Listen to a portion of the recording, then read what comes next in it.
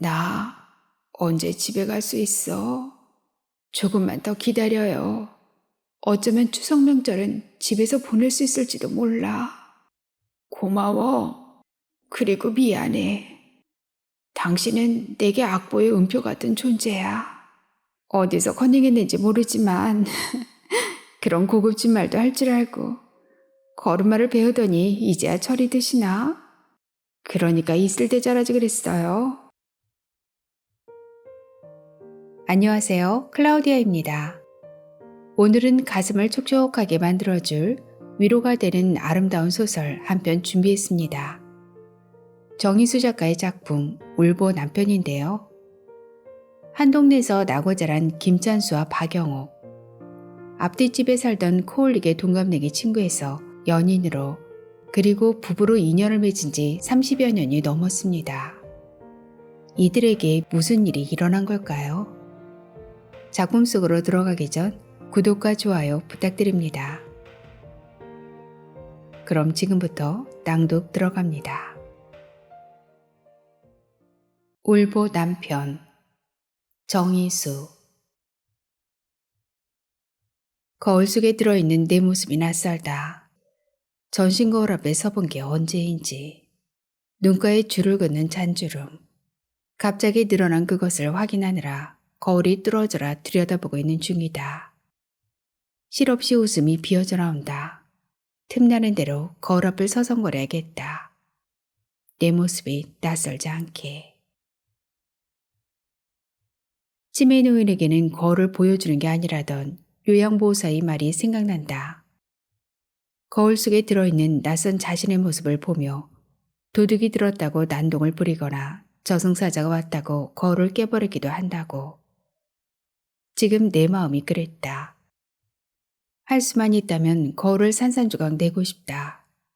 딱히 눈가에 잡힌 주름 때문만은 아니다. 언제부터인가 시도 때도 없이 화가 치민다. 견딜만 해요. 거울 속에 들어있는 여자에게 묻는다. 그냥 무언극을 할 때처럼 어깨를 살짝 들어올렸다 내린다. 일상이 모두 그냥처럼 느껴진다. 그냥 거울을 들여다보고 그냥 커피를 마시고 그냥 거리를 쏘다니고 그냥 낮잠을 자고 그냥 울고 웃는다. 달라진 건 또 있다. 가장의 부재로 인한 집안 분위기이다. 커피 머신에 캡슐을 넣고 버튼을 누른다. 커피가 내려지는 동안 식탁 위에 놓여있는 시집을 펼쳐든다. 읽다가 접어든 최부님 시인의 실리콘 소녀의 꿈 14페이지에 눈길이 머문다. 변변한 약속 없이 내 몸에선 당신의 손때가 묻어난다. 몸속 나이테가 당신을 수혈받는 동안 가슴이 토해내는 통증. 수억 광년 속도에 실린 그리움의 이목구비를 가로지른다. 당신의 손때, 몸속 나이테. 날달콩을 먹었을 때처럼 입가에 비릿한 웃음이 불린다. 기억에서조차 멀어진 남편의 손때. 두 손을 모아 깍지를 낀다. 눈을 감고 천천히 몸속 어딘가에 숨어있을 나이테를 찾아 나선다. 나도 모르게 호흡이 거칠어진다. 숨을 몰아쉬며 느린 걸음으로 거울 앞으로 다가간다. 또다시 웃음이 비어져 나온다. 거울 속에 들어있는 낯선 여자가 따라 웃는다. 웃는 모습 어딘가에 울음이 들어있는 것도 같다. 나를 가만 진단해 본다. 심리적 허기가 느껴진다. 카톡 메시지 알림음이 울린다. 하루도 거르지 않고 성경 구절을 보내주는 친구다. 불쌍한 영혼을 구하라는 특명이라도 받은 것일까? 교회 합창단원으로 활동하는 친구에게 어릴 적 교회 다니면서 경험한 에피소드를 무용담처럼 떠벌린 게 실수라면 실수였다. 말이 곧 기도가 된다고 했다. 성경 구절이든 안부 인사든 크게 마음을 두지 않았지만 가끔은 성경 한 구절에 위안받을 때도 있었다. 그러고 보니 나는 누굴 위해 간절히 마음 보탠 적이 있었던가? 잘 지내고 있지? 무엇을 해도 좋은 계절, 봄이라서 좋네. 친구가 보낸 메시지에 답장을 보냈다. 사실 메시지의 답장은커녕 계절이 바뀌는 것조차 느끼지 못할 만큼 마음의 여유가 없다. 뇌경색으로 쓰러진 남편이 병원에 입원한 그날부터 옷장에 걸린 남편의 겨울옷가지들을 옷걸이에서 빼낸다. 주인을 기다리며 목을 들이고 있던 모지 코트와 패딩 점퍼, 그리고 와이셔츠와 바지. 이제 봄옷으로 자리 바꿈을 해야겠다. 남편이 병원에 입원해 있는 동안에도 일주일에 한두 번 입지 않은 옷가지들을 세탁하고 다림질을 했다. 어느 땐 다림질만 해서 다시 걸어놓을 때도 있었다. 그렇게라도 해서 부재 중인 가장의 존재를 확인하고 싶었다. 언제쯤이면 이 옷가지들이 주인을 만날 수 있을까? 남편의 손때 묻은 물건들을 볼 때마다 생각이 많아진다. 예고 없이 침입한 뇌경색, 혈관에 달라붙은 혈전도 빨래처럼 세탁기에 넣고 돌려서 불순물을 제거할 수 있다면 얼마나 좋을까? 풍도행 여객선을 타고 가던 중 바다 한복판에서 딸의 전화를 받았다. 아빠가 출근하다가 쓰러져서 지금 119 구급차에 실려 병원 가는 중이에요. 떨리는 딸의 목소리가 위급 상황을 말해주었다. 갑자기 왜? 의식은 있고? 사람은 알아보는데 말할 때 발음이 새고 오른쪽 다리에 편마비가 와서 일어서지를 못해요. 믿기지 않았다. 오늘 아침 출근도 뒤로 미루고 인천 연안 여객터미널까지 데려다주며 멀미약까지 챙겨주었는데 그랬던 그가 맥없이 쓰러지다니. 나도 모르게 두 손을 모았다. 이대로 배를 돌릴 수만 있다면. 당장 집으로 돌아갈 수도 없는 상황이 불안하고 답답했다. 신경은 온통 병원에 있는 남편에게 맞춰졌다. 119 구급차, 응급실, 뇌경색, 편마비, 혈액검사, CT 촬영, MRI 촬영. 전화기 넘어 들려오는 딸의 목소리가 배철을 감도는 갈매기떼처럼 머릿속을 휘젓고 다녔다. 몸도 마음도 파도처럼 출렁댔다. 멀미할 때처럼 속이 메스껍고 어지러웠다. 다행히도 수술할 정도의 중증은 아니라고 했다. 위급 상황은 넘긴 것 같아 안심이 됐다. 골든타임을 놓치지 않고 발빠르게 대처해준 딸이 고마웠다. 응급실에서 검사실로 일반 병실로 진료 과정을 실시간 중계방송을 하듯 전해주는 딸에게 너무 걱정하지 말라고 안심시킨 뒤 내일 아침 풍도발 인천행 운항 시간을 검색해 보았다. 커피가 들어있는 텀블러를 들고 선실 밖으로 나왔다. 뚜껑을 열자 진한 커피 향이 코끝을 자극한다. 빈속에 따뜻한 커피가 들어가자 긴장이 풀려서인지 졸음이 쏟아졌다. 갈매기떼가 공중돌기를 하며 따라왔다. 멀리 시선 닿는 곳에 작은 섬들이 점점이 떠 있다. 풍도는 야생화를 만나기 위해 해마다 연례 행사처럼 다녀오는 섬이다. 봄을 제일 먼저 알린다는 복수초를 시작으로 노루기, 꿩이 바람꽃, 현오색, 풍도 바람꽃과 풍도 대극 등 이른 봄부터 4월 말까지 다양한 야생화를 볼 수 있는 작은 섬. 야생화를 보기 위해 탐방객들이 무리지어 몰려드는 것도 이때였다. 예상했던 대로 승객들 대부분이 야생화를 찍기 위해 나선 사진 동호회 사람들이었다. 야생화를 찍으러 간다고 하자 남편은 고가의 렌즈까지 새로 장만해주며 멋진 사진 많이 담아오라며 응원을 아끼지 않았는데. 카메라를 챙기긴 했지만 제대로 셔터를 누를 수 있을지 모르겠다. 식물도감을 펼쳐들었다. 영원한 행복, 검소함, 덧없는 사랑. 야생화에 붙여진 꽃말이 눈길을 잡는다. 섬을 한 바퀴 돌아보기로 하고 카메라 대신 휴대전화기를 들고 숙소를 나왔다. 마음을 비우고 나니 차라리 홀가분했다. 해안도로를 따라 걸었다. 섬은 시간이 멈춰 있는 것처럼 한적했다. 바람 한 점 끼어들지 않았다. 마치 사진 속에 들어있는 풍경을 보는 것만 같았다. 부스럭대는 소리를 따라가 보니 시선 낮은 곳에 낮은 자세로 야생화를 찍고 있는 진사들의 모습이 보였다. 그마저도 하나의 풍경이 되었다. 그들 틈에 끼어 셔터를 누르는 내 모습을 상상해 보았다. 가을에 있을 사진전을 위해 단단히 벼르고 왔는데 셔터를 누르기라도 하듯 나도 모르게 오른손 검지손가락에 힘이 들어갔다. 돌아오는 길에 풍도 지킴이를 만났다.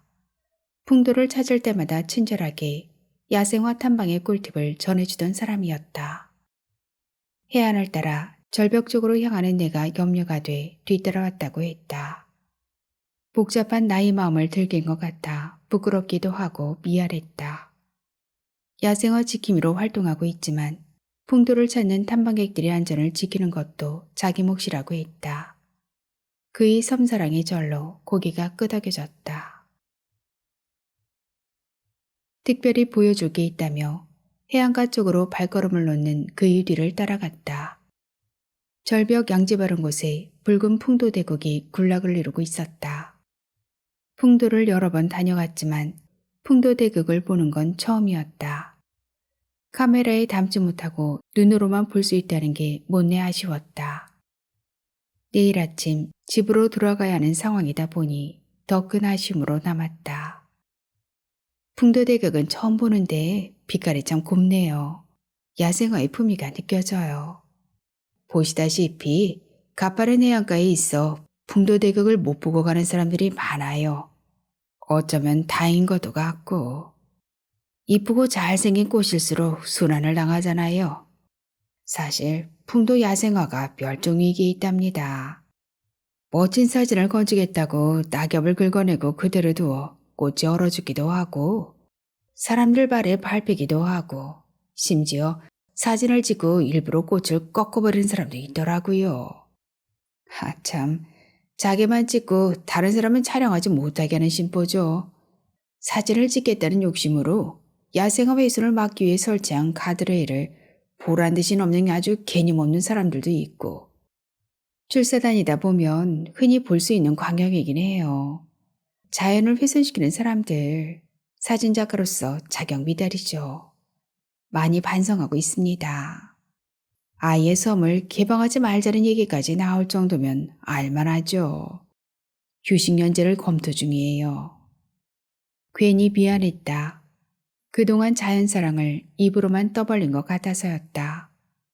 나 역시 사진 찍기에 바빠 발밑에 짓밟은 채 괴로워하는 꽃들의 신음소리를 놓친 건 아닌지. 예측할 수 없는 게 섬의 날씨라고 하더니 틀린 말이 아니었다. 하루에 한 번 운항하는 여객선이 짙은 안개로 발이 묶였다. 봄에는 안개 때문에 결항이 잦다고 했다. 펜션 사장은 흔히 있는 일이라며 별일 아닌 듯 말했지만 마음이 급했다. 뇌경색으로 병원 침대에 누워있는 남편의 상태를 두 눈으로 확인해야만 마음이 놓일 것 같았다. 아침 식사도 거른 채 선적장으로 향했다. 안개 때문에 결항입니다. 몇 번을 물어보아도 돌아오는 대답은 한결같았다. 섬에 갇히다니 그것도 안개 때문에. 선착장 언저리를 한동안 서성거리다 풍도대교 군락지가 있는 해안가로 향했다. 매너 모드로 전환된 휴대전화기가 부르르 떨어 열어보니 딸이었다.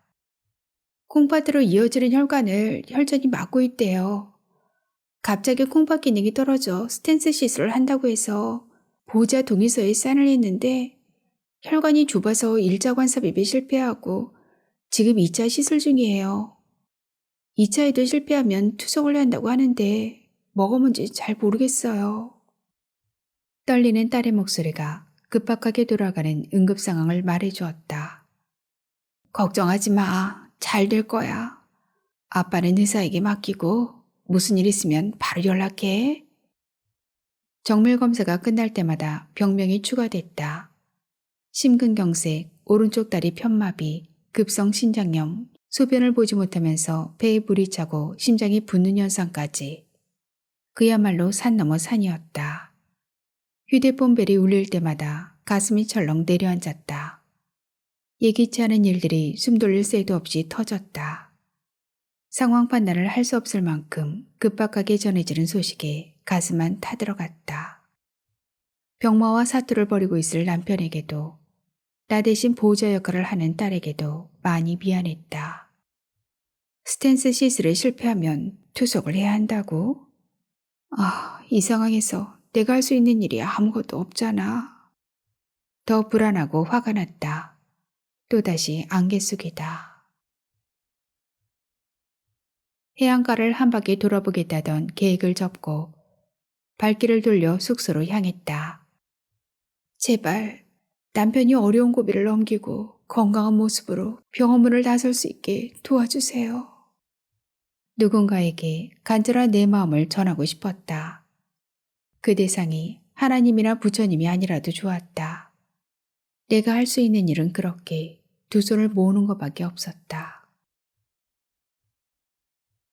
야심차게 계획했던 나홀로 풍도 열흘살이는 불안과 실망의 소용돌이 속에 2박 3일 만에 끝이 났다. 인천 연안 여객터미널에 도착하자마자 여행 가방을 든 채 병원으로 달려갔다. 병원에 도착하자마자 담당의 면담을 신청했다. 코로나19로 병원 규칙에 따라 환자는 입퇴원할 때만 만날 수 있다고 했다. 남편은 심혈관 내과병실에 입원 중이었지만 갑자기 신장 쪽에 문제가 생기면서 신장내과에서 집중치료를 받는 중이었다. 40분을 기다린 끝에 담당 의사를 만날 수 있었다. 의사는 영상 차트를 가리키며 하나하나 설명해 나갔다. 혈전이 콩팥으로 통하는 혈전을 막고 있어 스탠스 시술을 했는데 혈관이 기형처럼 좁고 구부러져 있어 1차, 2차 두 번 모두 관삽입에 실패했어요. 그래서 한 번 더 시도를 해보는 게 좋을지 아니면 큰 병원으로 가서 시술을 받는 게 좋을지 판단은 보호자님께 맡길게요. 의사가 가리키는 영상 차트를 보니 S자로 구부러진 혈관에 동그라미가 그려져 있었다.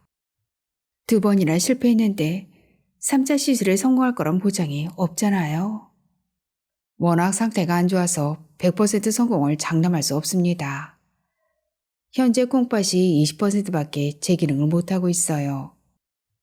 투석 치료를 서두른 것도 그 때문이고요. 환자 상태를 더 두고 봐야겠지만 이 상태로라면 평생 투석 치료를 받아야 할지도 모릅니다. 수견서를 써드릴 테니 큰 병원에 가서 치료받는 게 좋을 것 같아요. 그 정도로 심각한 거예요? 선생님 말씀대로라면 병원을 옮기는 게 좋을 것 같네요. 알겠습니다. 오후 3시에 투석이 예정돼 있으니 그렇게 하시고 내일 오전 중으로 퇴원하실 수 있도록 조치하겠습니다. 평생 투석을 하게 될지도 모른다는 의사의 말에 내 몸의 피가 모두 빠져나가는 것처럼 아찔했다. 투석이 얼마나 힘들고 삶의 질을 바닥으로 떨어뜨릴지 생각만 해도 끔찍했다. 상담을 마치고 나오는데 2다리가 후들거려 제대로 걸음을 걸을 수가 없다. 한시라도 빨리 병원을 벗어나고 싶었다. 창문을 통해 바라본 하늘이 파랬다가 회색이었다가 안개처럼 뿌옇게 흐려졌다. 남편의 상태가 궁금했지만 코로나19로 면회는커녕 전화통화마저 여의치 않았다. 죽음 같은 잠에서 깨어보니 딸은 보이지 않고 거실에 있는 TV 혼자 떠들고 있다. 탁자 위에 놓여있는 전화기가 부르르 떤다. 울엄마, 시어머니였다. 울엄마는 남편 휴대폰에 저장된 시어머니의 애칭이었다. 부재중 전화번호가 여러 개 찍혀 있다. 네다. 별일 없지? 요 며칠 소식이 없어. 뭔 일이 있는가 궁금해서 전화했구먼. 코로나가 뭔가 눈에 뵈도 않는 그게 사람 잡는구먼. 만사 조심하거래. 안부를 물어오는 시어머니의 목소리 끝은 언제나 애틋했다. 어머니도 외출 자제하시고 사람들 많이 모이는 곳엔 될 수 있으면 가지 마세요. 식사 잘 챙겨 드시고요. 요즘 아범이 많이 바쁜가 봐. 전화를 해도 안 받고 벨스럽게 꿈자리가 뒤숭숭해 무슨 일이 있는가 했구먼. 그나저나 아범 환갑이 내일 모레인데 아이고 세상이 이래 어수선하니. 하긴 요즘은 큰절 치른다고 사람 부르는 것도 민폐니라. 지은 죄 없이 뜨끔했다. 그러고 보니 남편의 생일이 며칠 안 남았다. 이런저런 얘기가 없자 시어머니가 먼저 선수를 친 것이다. 어차피 알게 될 거 사실대로 말씀드릴까? 환갑맞이 아들이 병원에 누워있다는 말이 목구멍까지 올라왔지만 끝내 입을 다물었다. 퇴원 절차가 끝나고 나서야 진료일에서 CD, 검사 결과지가 들어있는 서류 봉투를 넘겨받을 수 있었다. 미리 대기하고 있던 119 구급대원 2명과 함께 남편이 누워있는 입원실로 올라갔다. 나를 보자 침대에 누워있던 남편의 눈빛이 흔들렸다. 소변 주머니와 링거즈를 주렁주렁 달고 있는 모습이 낯설었다. 그야말로 영락없는 환자의 모습이었다. 오른쪽 다리를 움직일 수가 없어. 남편의 첫마디가 가슴을 후벼 판다. 구급차 안에서 질문지를 작성하는데 손이 떨린다. 속도감 때문인지 유난히 차가 덜컹댄다. 도로 위의 무법자처럼 자동차 사이를 헤집고 달리는 구급차의 경보음이 남편의 위급 상황을 말해주는 것만 같았다. 차가 덜컹거릴 때마다 환자복 위로 삐죽이 나온 남편의 두 발이 힘없이 흔들린다. 나 없는 동안 아픔 추스르느라 고생했어요. 지금 대학병원으로 가는 중이에요. 남편은 그제야 안심이 되는 눈치다. 응급실 풍경은 그야말로 전쟁통이었다. 고통을 호소하는 환자들의 비명소리에 귀를 틀어막고 싶었다.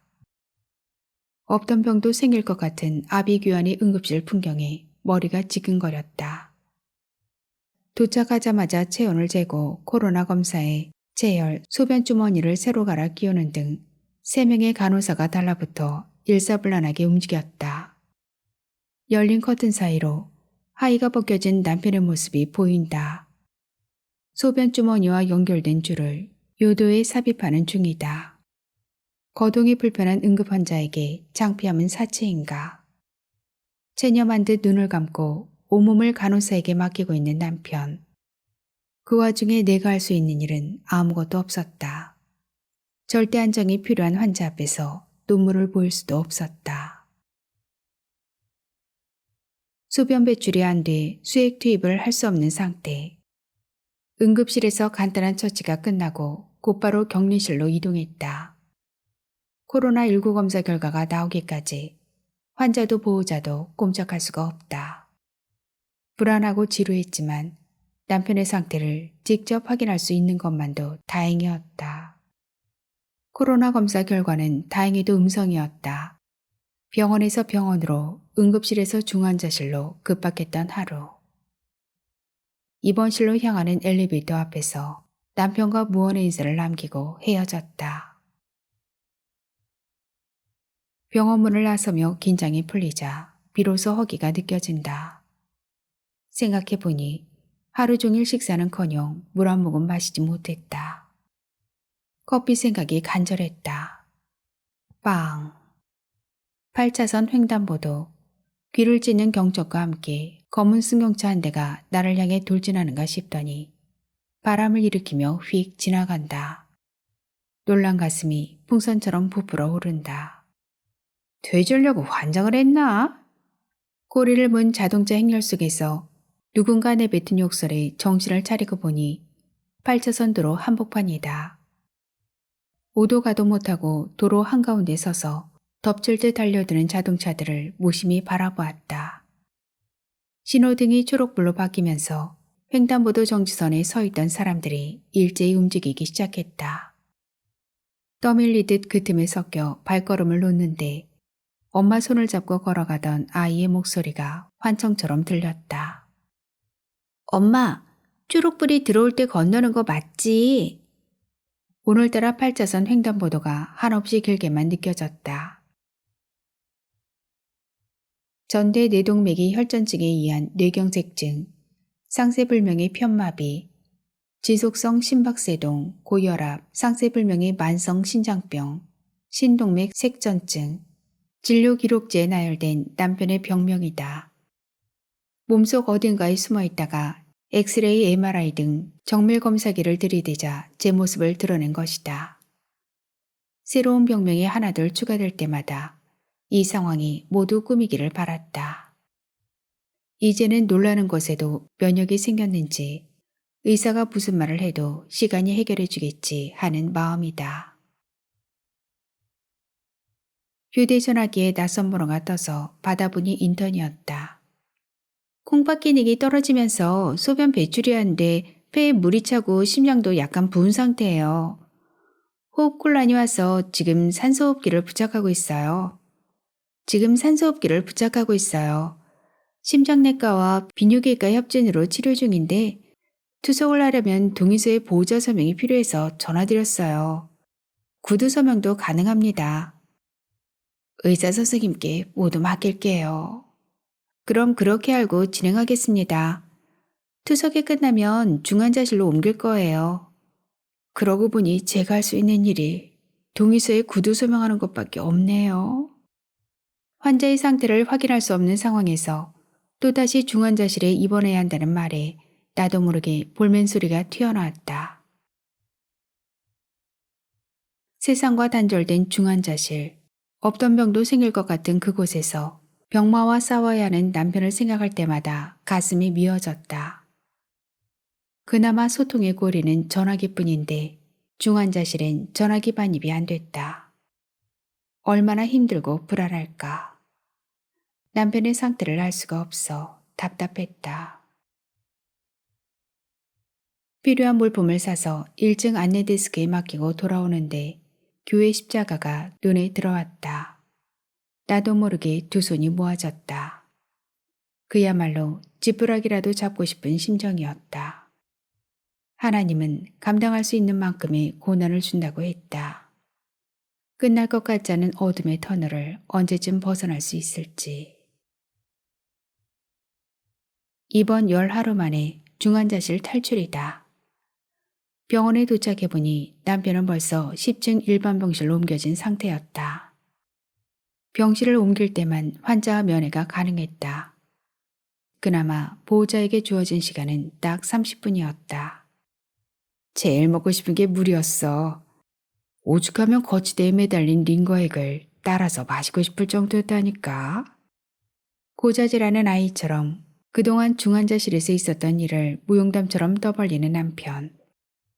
소변을 제대로 볼 수 없는 상태이다 보니 입술을 적시는 정도의 물만 허용됐다. 물이 먹고 싶다고 보채는 남편을 위해 간호사 몰래 탕제실에 있는 정수기물을 종이컵에 받아다 주었다. 물이 한 모금 들어가자 세상 부러울 게 없는 표정이다. 이제 좀 살 것 같다며 웃어 보였다. 일반 병실로 옮기면서 제일 먼저 남편의 휴대전화기를 챙겼다. 뭔가 할 일이 생긴 것도 같고 숨통이 트이는 것도 같았다. 무엇보다 통화하면서 남편의 심리 상태를 체크할 수 있어 좋았다. 필요한 물품과 간식을 챙겨 2, 3일에 한 번 병원을 다녀오는 게 일과처럼 됐다. 손편지를 써서 안내 데스크에 맡기고 돌아오는데 전화벨이 울린다. 편지 고마워. 전화기 넘어 들려오는 남편의 목소리에 가슴이 먹먹하다. 편지를 쓰면서 흘린 눈물의 양이 얼마인데 또다시 눈물바람이다. 병원 생활이 길어지면서 나도 남편도 울보가 됐다. 남편의 상태에 따라 희망과 절망의 시소를 탄다. 기저귀 떨어졌어. 그리고 신문도 안부 부탁해. 기저귀 사오라는 말이 마치 커피 한 잔 부탁한다는 말처럼 가볍게 들린다. 병원 생활이 길어지면서 미천을 드러내다 보니 이젠 더 가릴 것도 숨길 것도 없는 것 같다. 풀 죽어 있는 것보단 남편의 당당한 그 모습이 오히려 보기 좋았다. 재활병동으로 옮겨 한발떼기 걸음마 연습을 하며 하루하루 퇴원 날짜를 세고 있는 남편 따라 나도 희망을 향한 한마음떼기를 하고 있다. 누가 대신해 줄 수 없다는 거 알죠? 오롯이 환자 본인이지에 달려있다는 것도. 오늘 간병인 도움 없이 휴게실까지 걸어갔다 왔는데 아직 혼자 걷는 건 위험하다며 지팡이를 준비하라네. 환갑 나이에 걸음마 배우는 게 자랑은 아니잖아. 생각과 달리 엉뚱한 말이 먼저 튀어나왔다. 두 다리로 걸어 다닐 수 있다는 게 얼마나 축복받은 일인지 알 것 같아. 바람 따라 흔들리는 나뭇가지처럼 남편의 목소리가 리듬을 탄다. 마치 100점짜리 시험지를 내보이며 의기양양한 아이처럼 연신 자랑을 늘어놓는다. 환자분의 의지가 대단하세요. 로봇 치료도 30분 제 시간을 꼬박 채우고요. 종목별 재활 치료도 한 번도 걸은 적이 없어요. 힘들다고 신용만 하는 환자들도 많거든요. 시간이 약이라고 했던가. 처음엔 혼자 화장실 출입만 해도 더 바랄 게 없을 것 같았는데 시간이 지나면서 점점 욕심이 생긴다. 병원에 입원한 지 석 달 만에 휠체어를 반납하고 기저귀 와도 작별했다. 누구에게 할 것도 없이 감사의 기도가 절로 나왔다. 폐에 물이 차는 것 때문에 뒤로 미뤘던 요로결석 수술 날짜도 다시 잡았다. 요로결석 수술을 이틀 앞두고 다시 응급실행이다. 급성 폐렴이라고 했다. 숨쉬는 것조차 힘들어 산소호흡기에 의존한 채 쭉 늘어져 있는 남편. 호전이 되는가 싶어 한숨 돌리고 나면 다시 응급 상황이다. 다시 절망의 나락으로 떨어지면서 요로결석 수술 날짜는 기약도 없이 뒤로 밀리고 말았다.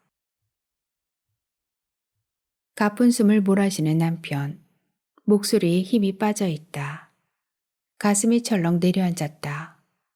병원 생활이 길어지면서 심리적 불안에서 오는 자포자기인지 아니면 몸도 마음도 지칠 대로 지친 것인지 가끔 마음이 없는 소리를 해댔다. 내 발로 병원문을 걸어나갈 수 있을지 모르겠네. 요즘 들어 꿈에 아버님이 자주 보이고 가끔 환청까지 들려. 날 데려가려고 그러는 것 같아. 무슨 그런 쓸데없는 소리를. 그렇게 말하고 나면 속이 편해요. 걱정하지 말아요. 누가 부르지 않아도 갈 때 되면 싫어도 가야 하니까. 나까지 약한 모습을 보이면 그대로 무너질 것 같아 오히려 한술 더 떴다. 체념의 순간이 오면 그대로 쓰러질 것만 같았다. 장기 입원 환자들은 심리치료를 병행해야 한다고 한다. 남편은 지금 몸만 아픈 게 아닌 것 같았다. 조울증 환자처럼 요즘 들어 부쩍 감정 기복이 심하다.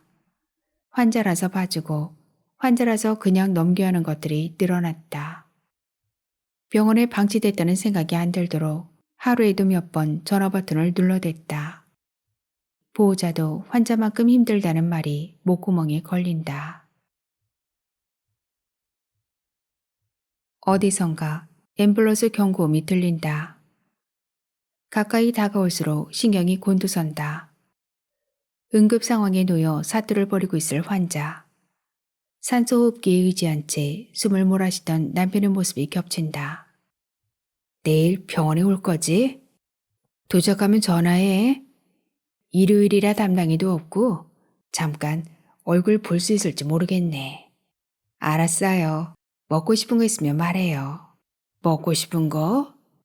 그거야 하루도 거르지 않고 먹는 약이지.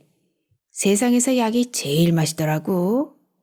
전화기 넘어 들려오는 남편의 농담에 그만 빵 터졌다. 우스갯소리를 하는 거 보니 오늘 남편의 심리 상태는 비온 뒤 맑음인 것 같다. 남편이 좋아하는 잡채와 삼계탕, 과일을 준비해 점심시간에 맞춰 병원으로 갔다.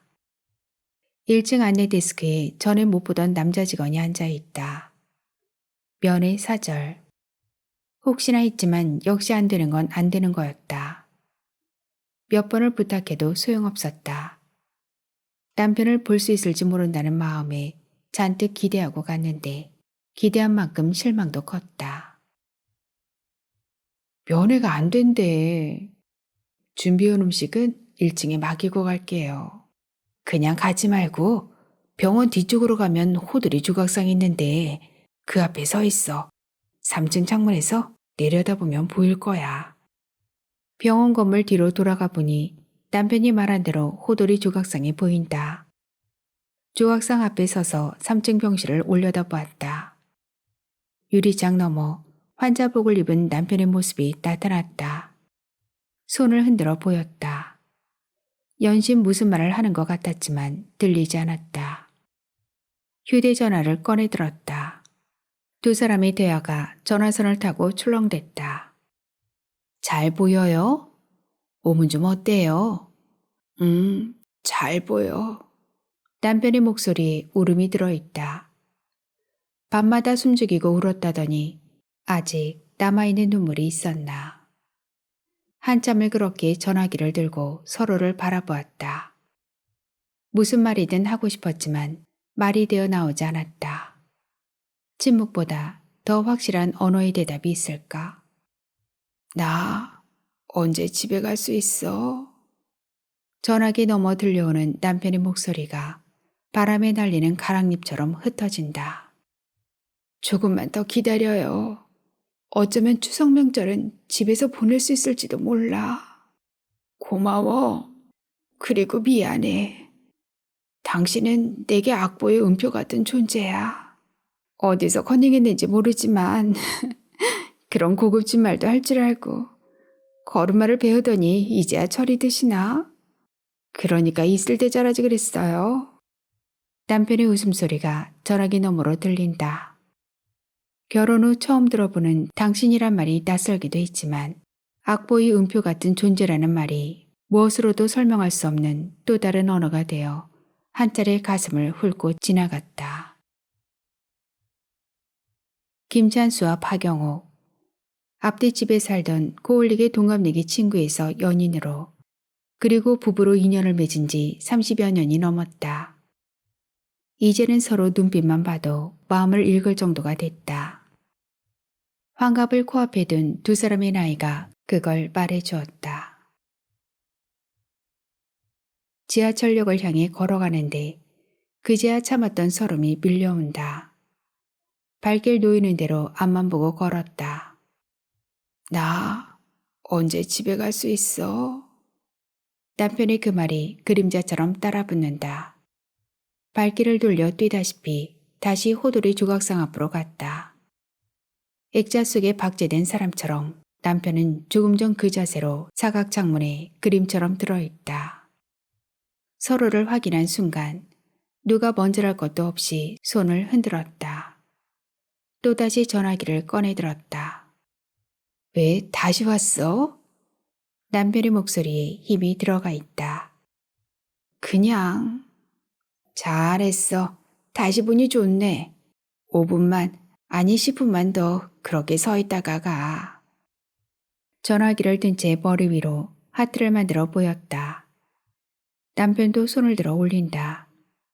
나도 같은 마음이라는 건지 이제 그만 돌아가도 좋다는 것인지 모르지만 아무래도 좋다. 밤에 잠 안 오면 울지 말고 눈을 감고 있어. 눈을 감고 있으면 만나지는 사람이 있을 거예요. 눈을 감아도 뜨고 있어도 늘 가까이 두고 싶은 사람이 있어. 그 사람에게 미처 쓰지 못한 자녀 사랑이 있는데 그걸 언제 다 쓰지? 남편이 내비친 자녀 사랑이란 말을 듣는 순간 읽다가 밀쳐둔 시집의 밑줄 그은 시 한 구절이 생각났다. 내 몸 어딘가에 숨어있을 사랑의 나이테. 집에 돌아가는 대로 시집을 한번 다시 들춰봐야겠다. 그리고 밑줄 찐 그 대목을 소리내어 읽어봐야겠다. 3층 유리창문에 반사된 햇살이 머리 위로 쏟아져 내린다. 조심해서 가. 전철 안에서 졸지 말고. 도착하면 메시지 남기고. 휴대전화기 넘어 조심히 묻어온다.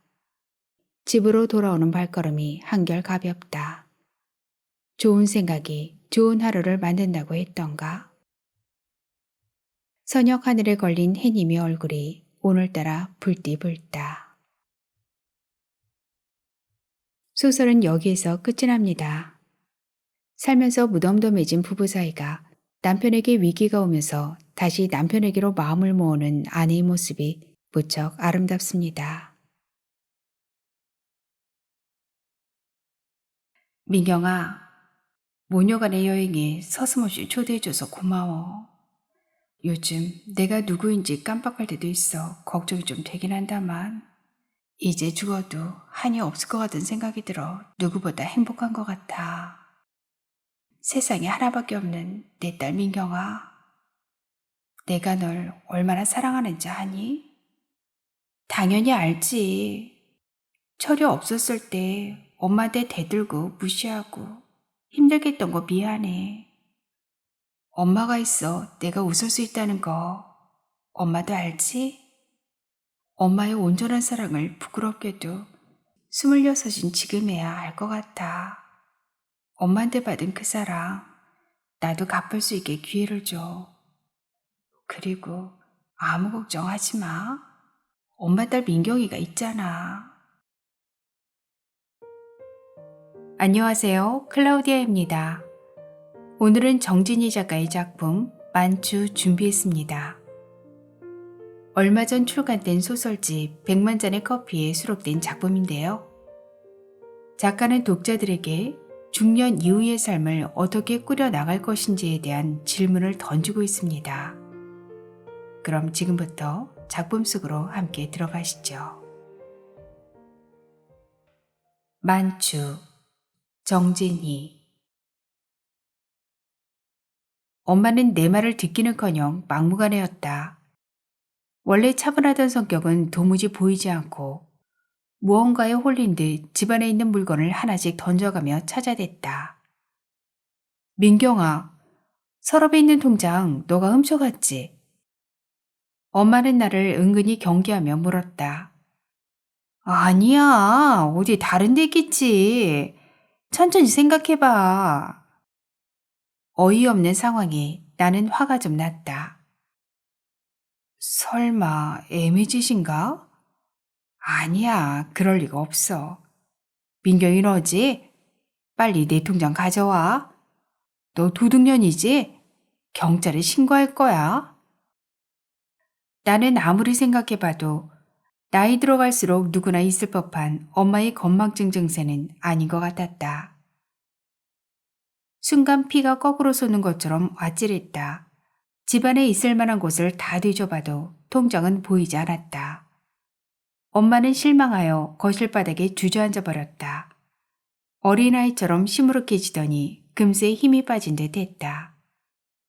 엄마에겐 휴식이 필요했다. 며칠 후 나는 오래간만에 냉장고를 청소했다. 냉장실 청소가 끝나고 냉동실 서랍을 열고 청소를 하려는데 안쪽에 까만 비닐봉지가 냉동식품에 눌려 있었다. 나는 바로 봉지를 뜯어봤다. 봉지 안에 엄마가 찾던 통장이 다 들어 있었다. 나는 엄마를 불러 통장을 전해주며 물었다. 엄마, 냉동실 서랍에 통장을 넣어둔 기억 안 나? 난 모르는 일이야. 아니라고. 아, 알겠어. 근데 왜 갑자기 통장을 찾는 거야? 애미 나랑 파트너 할 때 귓속말로 나를 뀌었거든. 뭐라고 했는데? 세상에서 뒤태가 가장 아름다운 여인이라면서 귀에다 막 바람을 넣는 거야. 그러더니 돈을 빌려달래. 참나, 그 말을 믿어? 빈말로 하는 소리를. 그래도 댄스 아카데미 계속 다닐 거야? 당연하지. 오늘 저랑 같이 춤 한번 추실래요? 엄마는 전혀 모르겠다고 하다가도 순간 평온한 상태로 돌아왔을 때는 죽어도 아니라고 우겼다. 그러곤 소파에서 벌떡 일어나 나에게 손을 내밀었다. 근래에 몸과 마음이 유난히 힘들다고 말하는 엄마를 불러내 집 근처 공원을 산책했다. 좀 더 좋은 곳으로 갈 형편이 되지 않았기에 공원에서라도 바람을 쐬고 싶었다. 엄마는 싫지 않은 기색이었다. 길바닥에 쌓인 낙엽을 밟을 때 바스락거리는 소리가 좋은지 불어 아이처럼 밝기도 했다. 집을 나오니까 좋긴 좋다. 나뭇잎들이 언제 이렇게 쌓였지? 엄마는 길바닥에서 시선을 떼지 못한 채 소녀처럼 스텝을 밟는 신용을 했다. 오랜만에 사진 한 장 찍어줄까? 나는 엄마의 설렌 대답을 듣고 싶어서 얼굴을 빤히 바라보며 물었다. 아니야. 이제 사진 안 찍고 싶다. 표정 관리가 잘 안 되니까 어색해.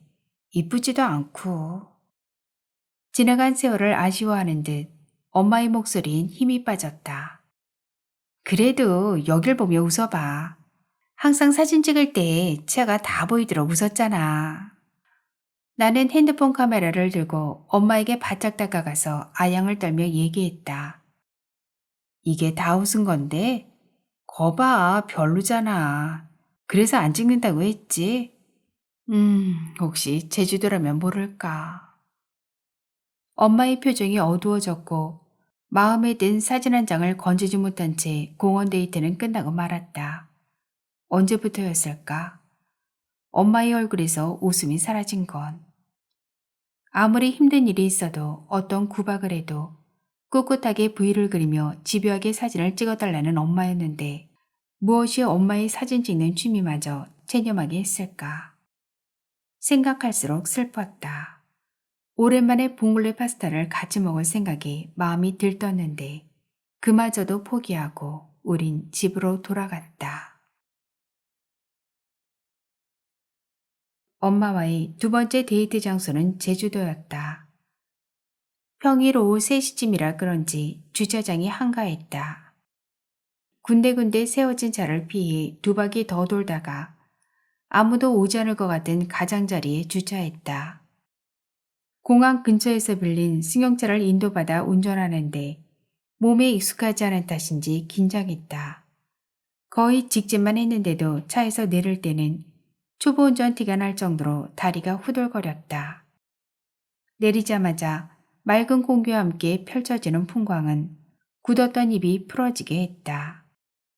점차 마음의 여유가 생기자 주위를 둘러보곤 막 달려볼까 했는데 아무래도 무리일 것 같아 금세 그만두었다. 엄마는 차 안에서 궁식거리고 있었다. 엄마 뭐해? 빨리 나와. 잠깐만. 아까 선글라스 챙겼는데 안 보여서. 여기 있다. 엄마는 그리 따가운 햇볕이 아닌데도 모자와 선글라스를 써야 사진이 잘 나온다면서 기어이 선글라스를 찾아냈다. 습관처럼 쿠션을 한 번 더 얼굴에 두드린 후 그제야 차에서 내렸다. 나는 사진 찍는 걸 별로 좋아하지 않았다. 엄만 다양한 자세를 취하며 사진을 찍는 게 모델 못지않게 자연스러웠다. 좌우 나무들이 우거지고 길이 끝이 보이지 않는 언덕에서는 귀찮을 정도로 나를 불러 사진을 찍어달라고 했다. 한때는 그게 왜 그렇게 싫었는지 몰랐다. 구름 한 점 없는 푸른 하늘 아래 물이 지어 출렁거리는 은빛 억새를 보자 어김없이 카메라가 떠올랐다. 어느 때보다도 집중하여 잘 찍어보리라 마음먹었다. 새별 오름의 초입에 들어서자 여기저기서 사람들이 모여들었다. 수많은 사람이 오갔던 황토새길을 엄마와 나는 느린 걸음으로 걸었다. 오르막길을 오르다 사이길로 빠졌다. 조금 더 안쪽으로 들어가자 억새숲은 어느 바다를 옮겨놓은 듯 온통 은빛 물결로 출렁거렸다. 때마침 자리를 잡고 앉은 두 사람이 이야기를 나누고 있었다. 언뜻 보아도 60대 후반쯤으로 보이는 부부의 대화였다. 요즘엔 그저 살아있는 것만으로도 감사하다는 생각이 드네. 그게 무슨 말이에요? 젊어서 한창 일할 땐 당연히 내가 가정의 주인공 같았는데 지금은 뭐 조연도 아니고 겨우 엑스트라에 불과한데 짝꿍이 나를 버리지 않고 옆에 있다는 것만으로도 그런 생각이 든단 말일세.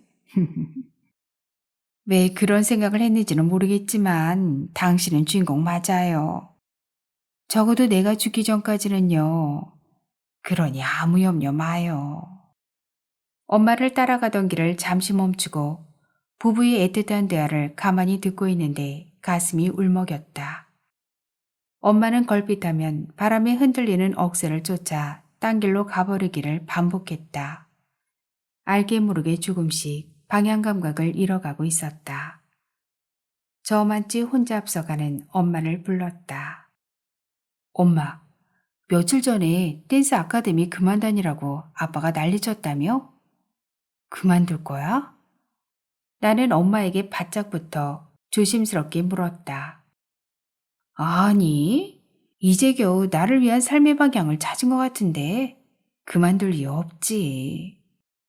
엄마는 잠시도 머뭇거리지 않고 단호하게 말했다. 그러곤 계속 말을 이었다. 솔직히 오랫동안 해오던 여행사 문을 닫던 날 내 삶이 무너지는 것 같았어. 아빠는 변함없이 자기 중심적이었고 넌 너대로 독립된 삶을 살고 있었으니 난 어느 곳에도 마음 붙일 데가 없더라. 그때 지인의 소개로 댄스 아카데미에 등록하게 된 거야. 애석하게도 아빤 나의 파트너가 되어줄 생각이 전혀 없다고 말하더라. 좀 서운했어. 동작을 리듬에 맞게 따라해야 하는 게 부담스럽지만 정신이 살아있는 동안 춤을 출 거야. 춤을 출 때 비로소 내가 살아있는 것 같거든. 어쩌면 여자로서 마지막 호흡을 즐기는 것일지도 모르지 않니? 그럼 아빠랑 화해할 생각은? 나는 엄마의 눈치를 흘끔 살피며 물었다. 글쎄, 지금으로선 반반이야. 엄마는 확신이 없는 대답을 했다. 나도 중재자 역할 지긋지긋해. 앞으로 제발 사이좋게 살면 안 돼? 나의 불안한 기색을 들키지 않으려고 한 발짝 뒤에 따라가며 물었다.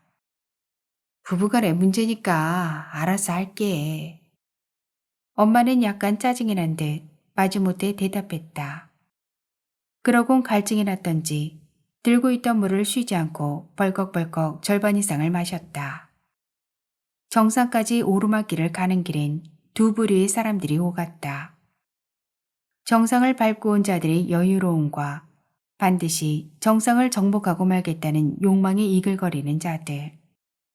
그들은 모두 보이지 않는 어떤 관계망 안에서는 같은 동지인 듯 했다. 엄마는 사람들이 없는 곳을 찾아 그새 멋진 자세를 잡고 서서 나를 불렀다. 핸드폰을 꺼내 사진을 찍으려는데 엄마의 모자가 보이지 않았다. 엄마, 아까 모자 쓰고 왔잖아. 모자 벗고 찍을 거야? 무슨 소리야. 모자 썼는데.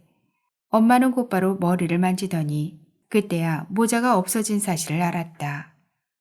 분명 차에서 내렸을 때 모자와 선글라스를 챙겼는데 어디에서 잃어버렸는지 전혀 기억이 나지 않는다고 했다. 언제부턴가 종종 그랬다. 엄마의 기억력은 생각보다 훨씬 더 오래전부터 시간과 날짜 개념이 흐려지고 있었다. 그 즈음 나는 우울증 약을 복용하고 있었다. 엄마한테는 차마 말할 순 없었다. 고등학교를 졸업하고 도피하듯 한국을 떠나 낯선 나라에서 적응한다는 게 생각만큼 쉽지 않았다. 반드시 성공해서 돌아오겠다는 각오로 부모님을 설득하긴 했으나 날이 갈수록 현실은 나를 외면하는 것 같았다. 외로웠고 매일매일 답이 보이지 않는 내일을 만나는 게 두려웠다. 그런데 시간에 대한 경계가 풀린 탓이었을까? 엄마와 더 친밀해지고 싶은 까닭이었을까? 그동안에 힘들었던 이야기를 하나둘 꺼내게 되었다. 진작 말하지 그랬어. 많이 힘들었겠구나. 지금은 어때? 모처럼 엄마가 진심으로 묻는 것 같았다. 약을 계속 먹으니까 좀 괜찮아졌어. 나는 이제라도 마음을 알아주는 것 같아 코끝이 찡해지는 걸 참으며 대답했다. 이참에 한국으로 아예 들어올래? 엄만 그동안 딸의 힘듦을 알아주지 못한 미안한 목소리로 말했다. 글쎄, 그건 생각을 좀 해봐야 할 것 같아. 나는 들어오겠다고 바로 답하지 못했다. 알겠어. 나도 요샌 엊그제 일도 기억이 잘 안 나거든. 엄마는 말하는 사이사이에도 깊은 한숨을 내쉬며 말했다. 남은 삶에 대한 뚜렷한 확신이 없어 무척 답답해했다. 어디선가 칼바람이 휙 불어와 나의 얼굴을 스치듯 지나가는데 마음 한편이 찌릿했다. 나는 구름 한 점 없는 파란 하늘을 넋놓듯 올려봤다. 그러자 곧 구름대가 몰려와 시야를 흩어버렸다. 뭔가 불투명한 미래, 말하자면 잠시도 예측할 수 없는 우리의 미래가 하늘 아래 홀로 힘겹게 서 있는 것 같아 마음이 편하지 않았다. 나는 엄마한테 별거 아니라고 안심시켜 놓았지만 우려하던 염려가 현실이 될까봐 가슴이 바짝바짝 탔다. 혹여 어디에서라도 불안한 내심이 나타나지 않게 표정 관리를 해야 했다. 어느새 새별 오름 중턱까지 올라왔다. 땀으로 범벅이 된 서로의 얼굴을 바라보며 중간에 포기하지 않았다는 것에 대해 칭찬을 해주었다. 그러곤 마땅히 편하게 앉을 만한 벤치를 사지 못하여 겉옷을 벗어 풀밭에 깔고 앉았다. 다른 사람들도 쉬어가려는 듯 우리 옆쪽에 자리를 폈다. 얼핏 돌아보니 엄마 나이와 비슷한 50대 중반쯤으로 보인 초등학교 동창들인 듯 했다. 엄마는 옆에서 들리는 구수한 전라도 사투리에 흥미가 생기자 몸이 그쪽으로 점점 기울어졌다. 의도치 않게 그들의 대화를 듣게 되었다. 있잖아. 얼굴은 반반하고 아담한 키, 성격이 좀 까칠하네. 아따 누구? 이름을 말해야 알지. 순심이. 근데 왜? 얼마 전에 순심이가 어떤 댄스 경연대회에서 우승했대. 부럽다. 성격은 까칠해도 춤은 잘 추나 보구나. 근데 그거 알아? 순심이는 지독한 독신주의자래. 가만히 듣고 있던 엄마의 눈빛엔 부러움이 가득해 보였다. 단 한 번이라도 말할 기회가 주어진다면 금방이라도 합리할 것처럼 만반의 준비가 되어 있다는 무언의 신호를 보내며 이미 대화 내용의 결과까지도 알고 있다는 듯 피식피식 웃었다. 곁눈질로 슬금슬금 그들을 바라보는 내내 엄마는 행복해했다. 참으로 오랜만에 이 몸이 다 보이도록 환하게 웃던 엄마의 모습은 내가 좋아하는 한밭꽃을 똑 닮았다.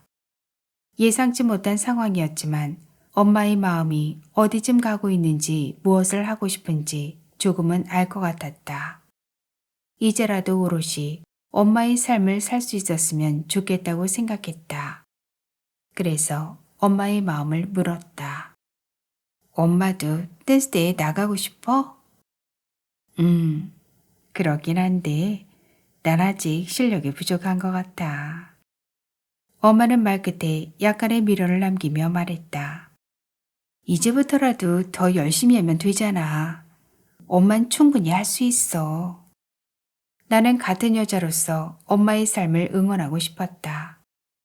아휴, 아빠가 댄스 아카데미 다니는 거 엄청나게 싫어하는데 무슨 수로. 엄마는 무심한 듯 말했지만 목소리는 열정적이었다. 내가 아빠를 설득해볼게. 나도 모르게 적극적으로 엄마를 도와주고 싶은 마음이 앞섰다. 관둬라. 뻔한 짠소리 듣는 것도 싫고 괜히 아쉬운 소리 하는 것 같아 더 싫다. 여운을 남긴 엄마의 목소리가 내내 가시처럼 걸렸다. 난 엄마가 행복했으면 좋겠어. 나는 진심으로 말했다. 행복?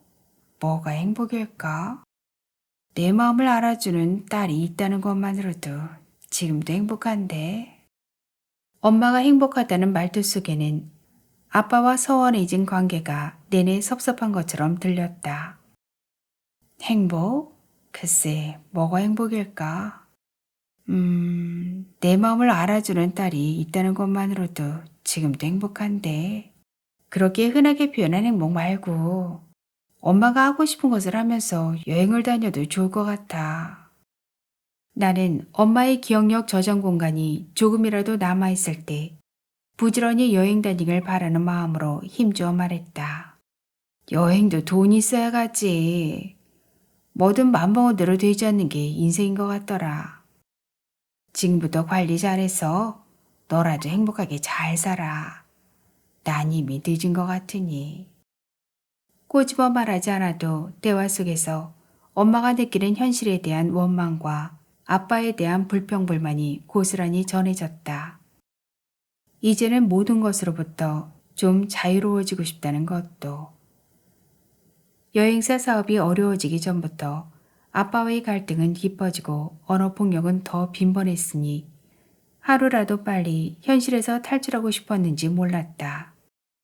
더군다나 아빠가 엄마의 자존심을 건드려 무시할 때면 하루에도 몇 번씩 결혼 생활을 끝내고 싶다는 생각이 목구멍까지 차올랐다고 했다. 급기야 아빠는 파산해야 할 상황까지 와버렸다.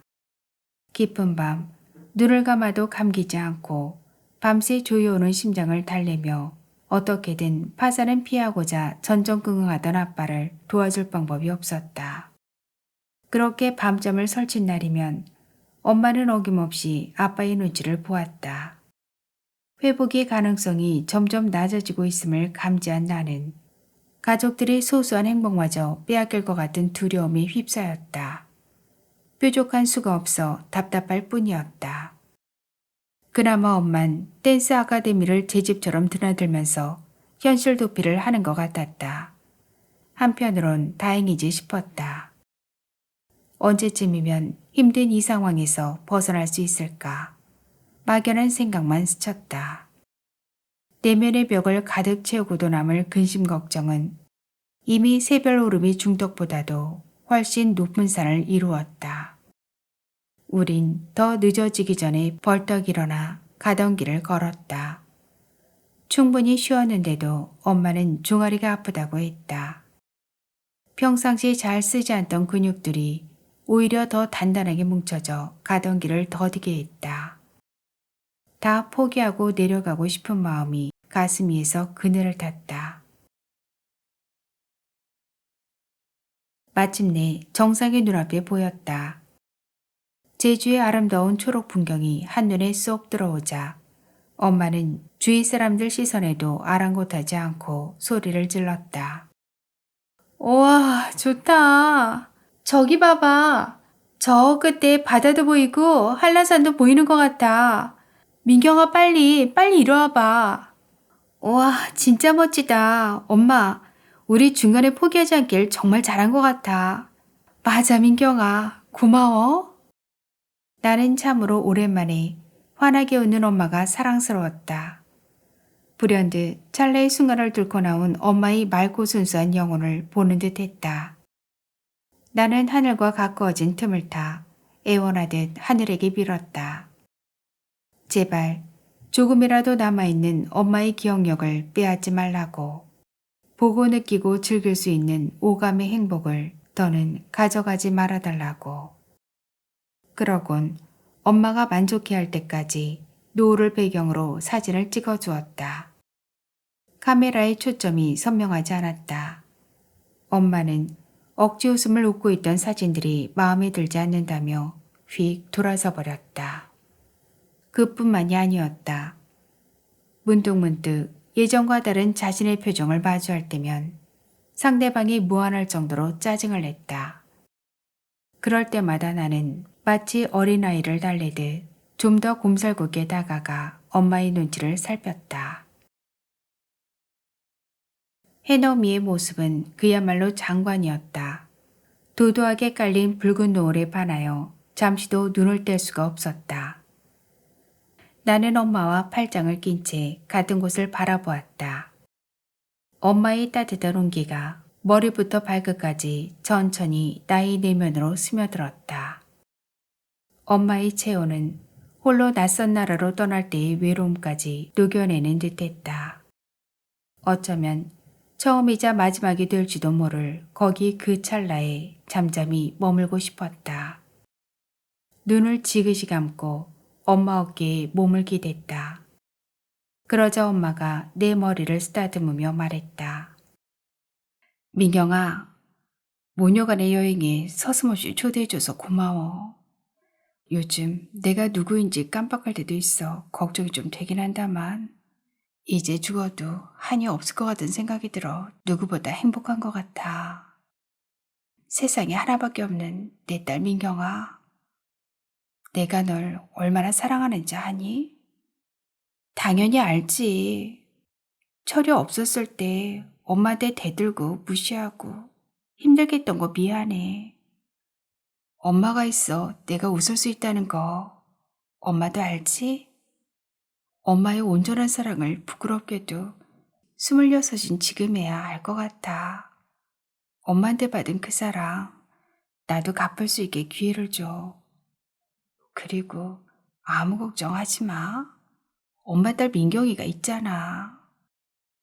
4살이던 그 작은 아이가 언제 이렇게 많이 컸다니? 세월이 참 빠르기도 하구나.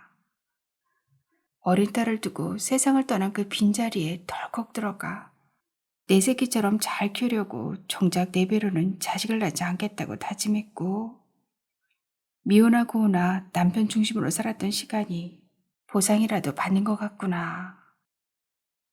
그나저나 민경이 너 시집갈 때 예쁜 드레스도 봐줘야 하고 혼수 살 때도 가져가줘야 하는데 그리고 세상에서 가장 기쁨 있는 장모님이란 소리도 듣고 싶고 어디 그뿐인가? 손주들 태어나면 용돈을 많이 주어 인기 최고의 할머니가 되고 싶은데 제기랄 이놈의 멍청한 기억력이 문제야. 엄마는 그 많은 세월이 주마등을 스쳐가는 듯 먹먹한 목소리로 말했다. 다 엄마가 잘 키워준 덕분이지. 엄마 정말 고마워. 그리고 사랑해. 나는 참으로 애틋한 모녀 사이가 되고 싶었다. 살다 보면 앞으로도 엄마란 이름을 더 많이 부를 날이 올지도 모르는데 그때마다 지금처럼 다정하게 대화할 수 있을까. 금세 나의 눈시울이 뜨거워졌다. 하지만 지금은 울고 싶지 않아 엄마의 겨드랑이를 간지럽혔다. 엄마는 뒤로 훌러덩 넘어질 뻔하며 까르르 웃음보가 터졌다. 엄마는 얼마나 웃었던지 슬슬 배가 고프다고 했다. 맛있는 음식을 먹을 생각만으로도 짜릿한 기쁨이 뇌까지 전해졌다. 그런데 나의 발걸음은 노을 너머에 있는 아름다움에 좀 더 머물고 싶었던지 좀처럼 떨어지지 않았다. 이런저런 이유로 머뭇거린 사이 어둠이 빠르게 내려왔다. 햇살에 하늘거리던 은빛 억새들도 보일 듯 말 듯 희미한 그림자만 보여 들어갈 길을 재촉하는 것 같았다. 엄마와 나는 넘어지지 않게 천천히 오름을 내려왔다. 어느새 주차장에 있던 모든 차들이 빠지고 우리 차만 덩그러니 남았다. 나는 차에 올라 시동을 걸었다. 엄마가 좋아하는 음식을 먹기 위해 차를 몰고 달렸다. 식당은 조금 한적한 곳에 있었다. 엄마는 냄비에 큼직하게 썰어놓은 물을 깔고 그 위에 살이 두툼하게 오른 은갈치를 올려놓은 후 매운 고추를 송송 썰어 넣은 칼칼한 갈치조림을 유독 좋아했다. 그런데 오늘은 앞접시에 놓인 갈치조림을 멍하게 바라만 볼 뿐 아무런 반응이 없었다. 엄마가 좋아하는 갈치조림이잖아. 무에도 간이 적당히 배어 맛있으니까 빨리 먹자. 무반응의 싸늘한 눈빛은 내 안에 서글픈 멍울을 만들고 말았다. 그렇게 엄마의 시간은 조금씩 정지되는 듯 했고 아무것도 예측할 수 없을 만큼 불안정했다. 그도 그럴 것이 엄마 곁에 누군가가 꼭 필요한 상황까지 와버린 것 같아 씁쓸했다. 예전엔 엄마가 운전할 때 내가 조수석에 앉았으나 이제는 역전됐다. 주수석에 앉은 엄마는 어쩌다 맑은 정신이 들 때면 쉬지 않고 잔소리했다. 운전석에 앉자마자 안전띠를 매라는 둥, 앞차의 꽁무니에 바짝 붙지 말라는 둥, 신호 위반을 하지 말라는 둥, 우회전할 때 건널목을 잘 살피라는 둥, 과속하지 말라는 둥, 엔간하면 먼저 양보하라는 둥, 세상에서 과태료가 제일 아깝다는 둥. 잔소리가 이렇게 반가울 줄은 상상하지 못했다. 그러더니 또 순식간에 낯선 사람을 보듯 대면대면했다. 나는 엄마의 마지막 단기 기억 장치 안에 딸과 함께 떠난 여행이 가장 행복했던 삶으로 저장된다면 더할 나위 없이 좋겠다는 생각이 들었다. 호텔로 들어간 후 잠이 오지 않아 낡은 노트북을 켰다. 언젠가 나에게도 딸이 생긴다면 엄마와 둘이 떠났던 여행 얘기를 꼭 들려주리라 마음먹었다. 엄마의 정신은 여전히 안개가 끼는 것처럼 뿌옇게 눈앞을 덮었다가 언제 그랬냐는 듯이 환하게 개이기도 했다.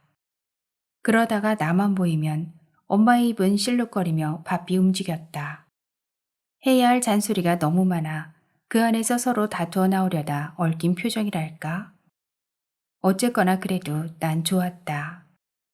아직은 엄마의 딸이란 걸 기억할 수 있을 때, 보물 같은 사진 속 주인공이 누구인 줄 정확히 알고 있을 때, 유일하게 엄마가 딸에게 할 수 있는 더 많은 이야기를 USB에 담아두고 싶었다. 다음 날 빌린 승용차를 반납했다. 늦가을이었는데도 2박 3일의 여정 동안 제주도의 하늘은 어느 때보다도 유독 파랬다. 띵동. 엄마 핸드폰으로 한 통의 문자가 왔다. 거의 중독처럼 드나들던 댄스 아카데미에서 마침내 경연대회가 열린다는 애미 연락을 받은 후 엄마 무척 긴장돼 보였다. 처음엔 누구나 그러하듯이 엄마도 리듬을 타지 못해 자꾸만 스텝이 꼬였다고 했다. 그럴 때마다 파트너 M은 마치 학생을 가르치듯이 차근차근 친절하게 가르쳐준 스승이나 다름없었다고 했다. 함께 춤을 추는 시간이 많아질수록 엄마는 자연스럽게 애미 어깨에 기대게 되었고 때때로 부부인 줄 착각이 들 정도로 가까워졌다는 말도 서슴지 않았다. 어쨌거나 춤을 배우면서 엄마의 기억력이 살아나는 듯 했다.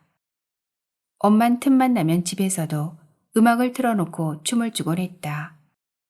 경연대회가 얼마 남지 않았으니 애미의 실력을 따라잡아야 한다면서. 그러더니 느닷없이 나를 불렀다. 민경아, 애미 대역을 해줄 수 있겠니? 내가? 이리 와봐.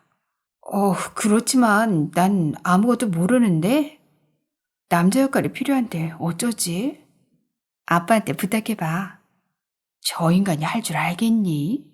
일단 내가 물어나 볼게. 나는 안방에서 영화를 보고 있던 아빠에게 물었다.